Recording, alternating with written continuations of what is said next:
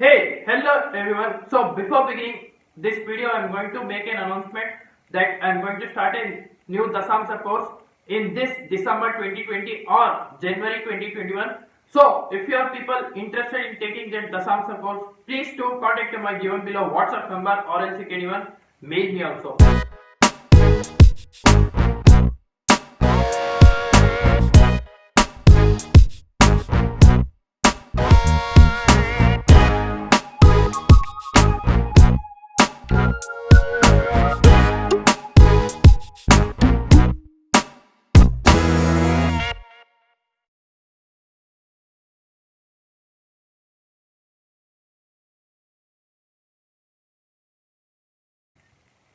So today in this video I am going to explain what happens when Sun is sitting in the 7th house of the D9 chart or Navamsa chart in Vedic astrology. So before beginning, if you are not subscribed to my channel, please subscribe to my channel, hit the bell icon and click that button, and if you have any doubt after watching this video, please do mention it in my below comment section, okay? And yes, please like it for my Facebook community page Parikshit Astrology, where you can also post some astrological stuff and gain knowledge. So let's begin.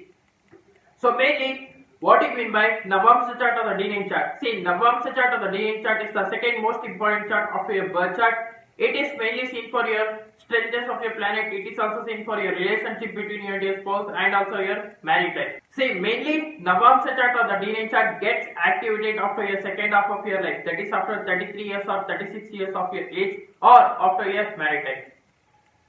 Now, coming to the strengthness of your planet. Now let's say for example if any planet is debilitated in your birth chart. Now let's say for example if Sun is debilitated in your birth chart and that planet Sun is been exalted in your Navamsa chart or the D9 chart, that shows that that planet Sun has gained extra strength or extra power. So for example Sun is the Karaka planet or the significator planet in the birth chart. Likewise in your Navamsa chart or the D9 chart, Venus is the Karaka planet or the significator planet, right? So Venus should be placed in an exalted sign, multicon sign, own sign or in a friendly sign.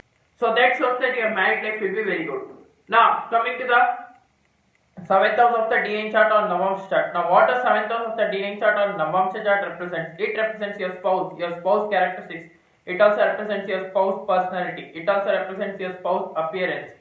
So it also represents your actually after your married life, how your spouse will behave with you. So these are all the things can be seen through the 7th house of the D9 chart or Navamsa chart. It is also seen for your ability to compromise in the marriage or not, can be seen through the 7th house of the D9 chart or Navamsa chart. Now what happens when Sun is sitting in the 7th house of the D9 chart or Navamsa chart? Now what does planet Sun represents? It represents your ego. It represents the dominative nature of the person. It also represents the government. It also represents the king. So whenever the Sun is sitting in the 7th house of the D9 chart or Navamsa chart, it shows that your spouse might be very egoistic person.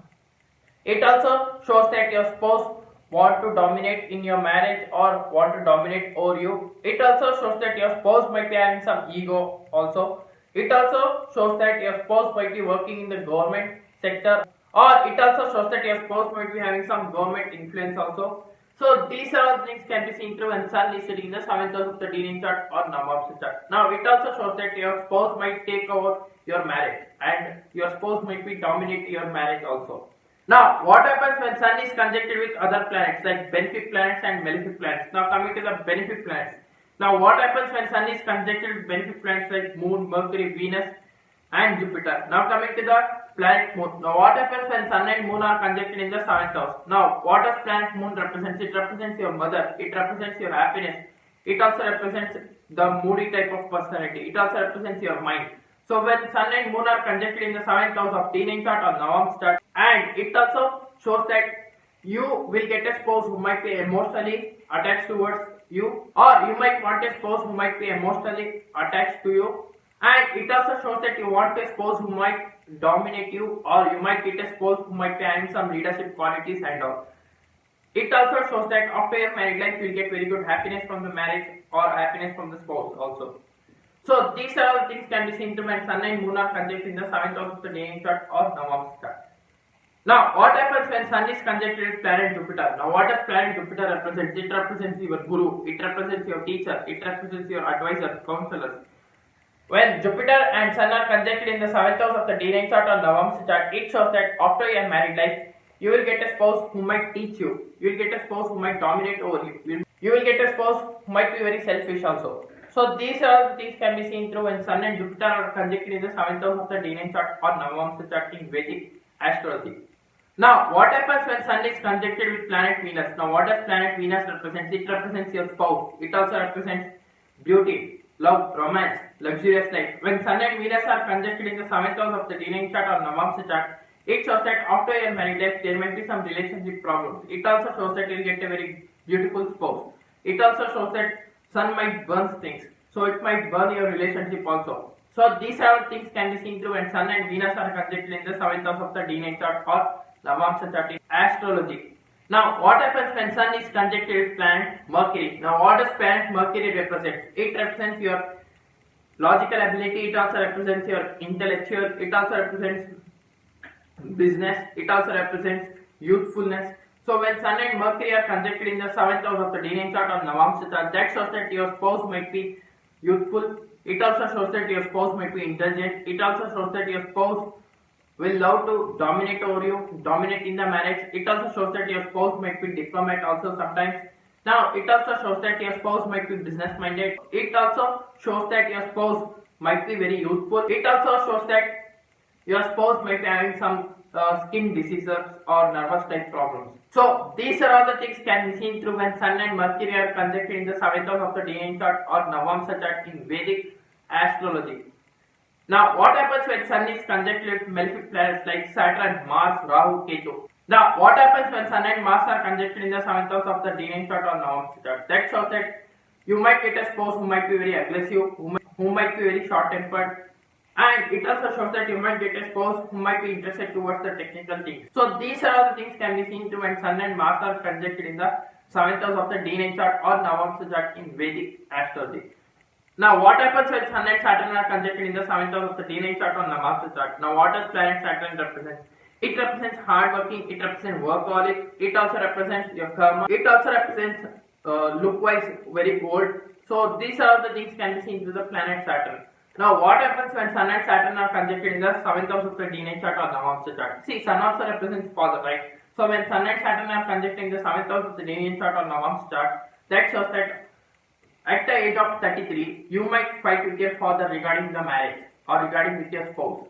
It also shows that there might be some bad relationship with your spouse also. It also shows that you might get a spouse who might be workaholic, who might be very disciplined, very strict, and it also shows that you might get a spouse who might be lazy sometimes. So these are all the things can be seen through when Sun and Saturn are conjuncted in the 7th house of the D9 chart or Navamsa chart in Vedic astrology. Now, what happens when Sun is conjuncted with planet Rahu? Now, what does planet Rahu represent? It represents, it's an exotic planet. It also represents your imagination. It also represents like excessive things. Okay, it also represents alcohol, smoking and all. So when Sun and Rahu are conjuncted in the 7th house of the D9 chart or Navamsa chart, you might get a spouse who might be addicted towards the alcohol or smoking and all. It also shows that your relationship might be bad. Okay, you might even get divorced also. Now, what happens when Sun and Ketu are conjuncted in the 7th house of the D9 chart or Navamsa chart? Now, what does planet Ketu represent? It represents actually separation, divorce, living far away from one's place. Now, when Sun and Ketu are conjuncted in the 7th house of the D9 chart or Navamsa chart, it shows that you might live far away from spouse or you might even get divorced also sometimes. It also shows that if the dispositor of Ketu is not placed very well, then your relationship might go back. If the dispositor of Ketu is placed very well, then your relationship will be very good and your spouse might be very egoistic person also. Or it also shows that if Ketu's dispositor is placed very well, then your spouse might not be having that much of ego. So these are all the things can be seen through when planet Sun is sitting in the 7th house of the D9 chart or Navamsa chart. So yeah, this is it for today guys. If you are new to my channel, please subscribe below or else I'll see you in the next video. So if you want any consultancy, please do contact me given below WhatsApp number or else you can even mail me also. So until and unless, thank you, bye bye, love you, take care.